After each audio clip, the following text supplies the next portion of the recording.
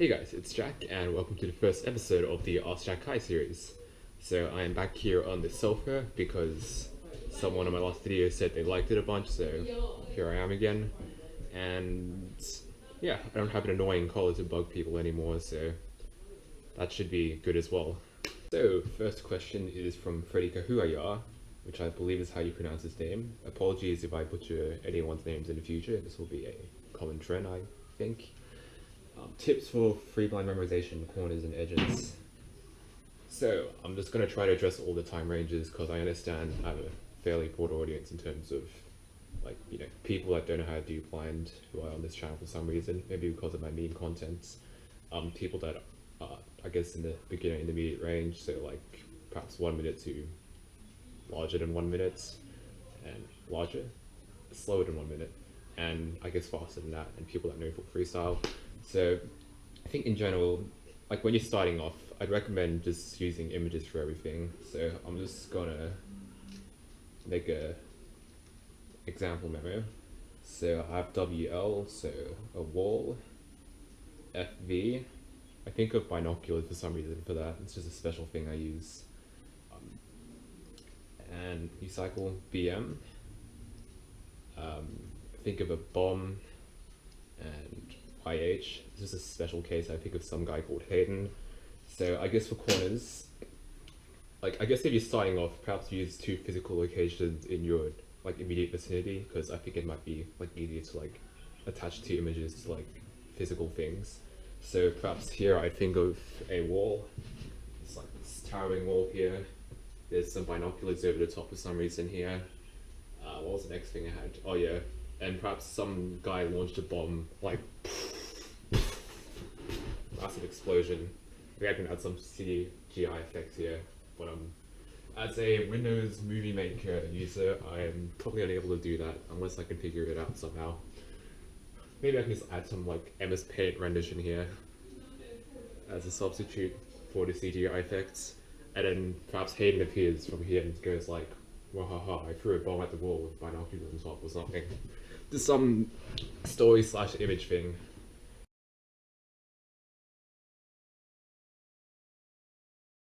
And I'd probably do the same for corners. And I guess if you're doing a pre-blind solve in this case, in my surroundings, I'd use a circuit for corners and this table, which is not in frame but for edges. And I guess once you get faster, you can gradually switch to using audio for edges.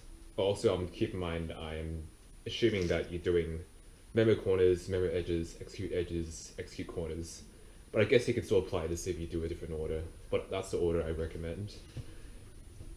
Now I guess for edges, as you get a bit faster, try to substitute the images for audio pairs. So perhaps, let's see, so I'm going to try to make, let's say, images for the first 3 pairs of edges, then I'm just going to try to use audio for the rest.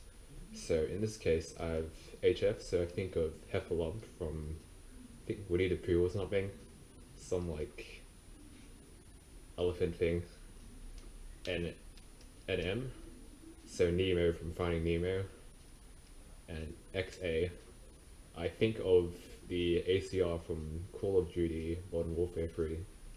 That's just another special pair I use. Bit of an interesting combination.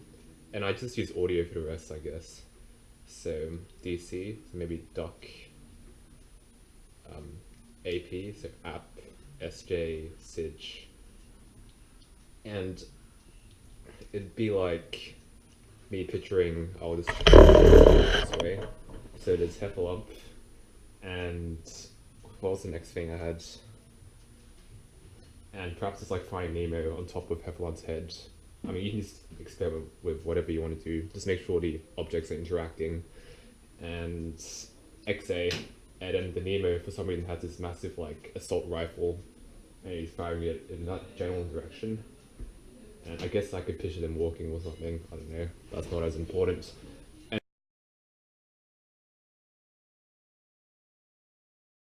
And I just repeat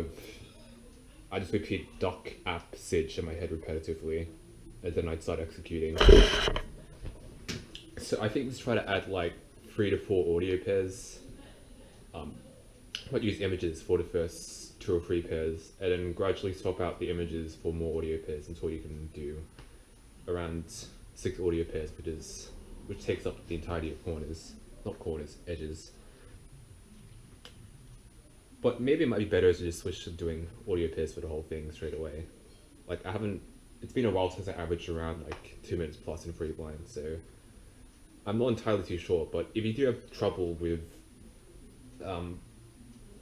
audio pairs, perhaps just try to use a bit of images and a bit of audio at the beginning, and then gradually use more audio and less images for edges.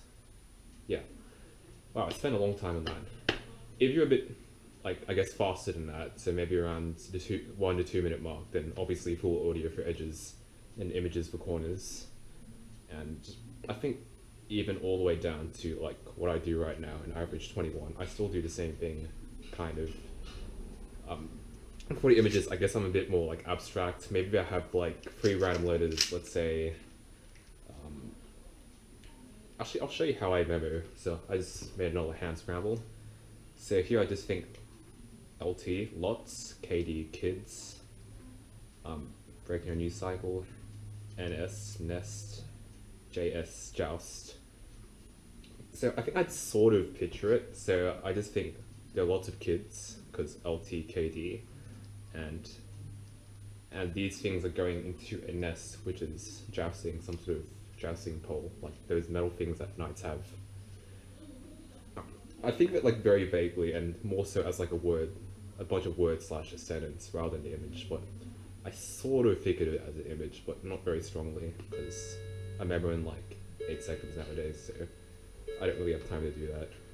But for the most part, I guess throughout like averaging perhaps around 25 seconds to 2 minutes, images for corners, audio for edges is the way to go. Okay, next question. Wow, I'm on 6 minutes already throughout this video, and I have a lot of questions to go. But I'm going to answer all of these because there aren't too many, and I want everyone to feel special. Roey Voss, I apologize if I butcher your name once again, asks, what letter combinations do you use to memorize edges / corners? I'm not entirely sure what you mean by letter combinations. Letter pairs maybe?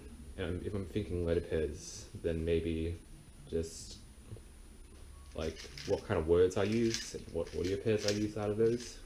But I think those are just kind of stuff that you just have to come up with on your own. But if you are struggling to come up with like words for obscure stuff like perhaps XA, just come up with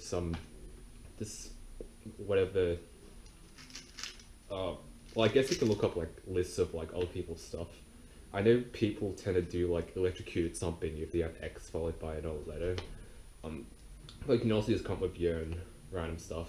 Like for me, X followed by another random letter tends to be a bunch of weapons, hence the ACR I mentioned earlier. X and I is like a flail, which is like some kind of medieval weapon, something I saw from a game. But for the most part, you should come up with letter pairs and words for them by yourself. Now as for audio pairs, just stick a random vowel in the middle of 2 letters and you've got an audio pair. Next question, my phone keeps sleeping.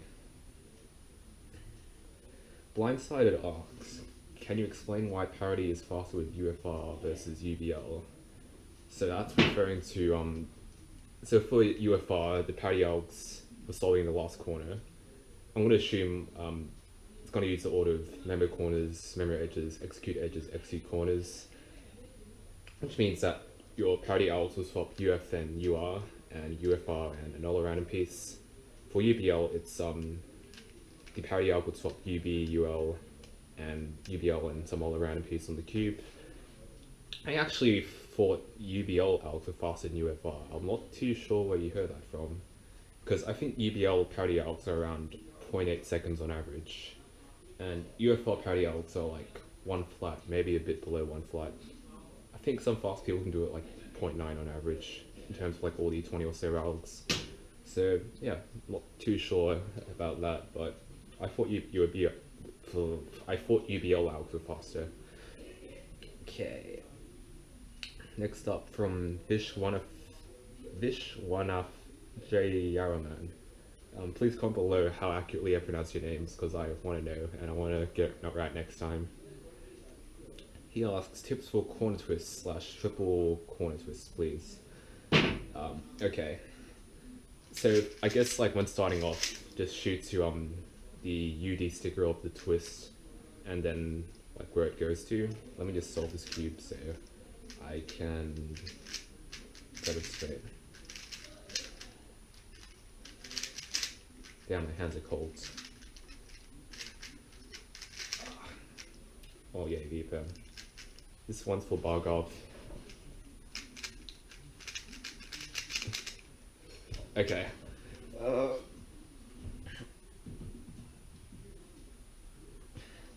Yeah, so once again for beginners, wait, let me set up on UBL.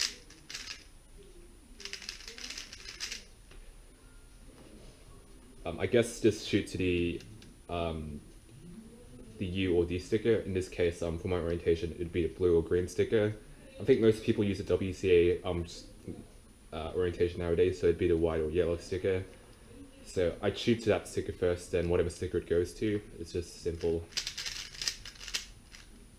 And this, which is some sort of J-perm, but I use this weird alg instead. So you stick to the UD sticker of the piece and where it belongs to, which is always the U or D face.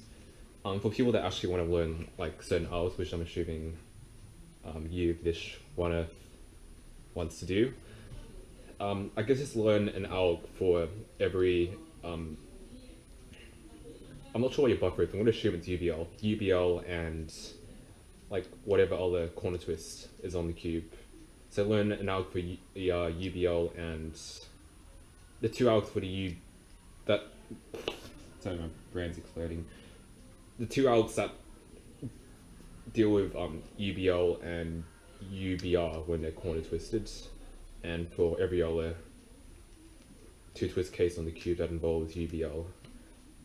There should be a list somewhere, I should link it. I think it's like, hold on, 2, 4, 6, 8, 10, 12, 14. Should be 14 different algs to go through. Most of it is just beginner method stuff, I suppose, kind of like what you've like shown to me. Like the R prime, D prime, R D twist, which is something I still do myself. So for instance, for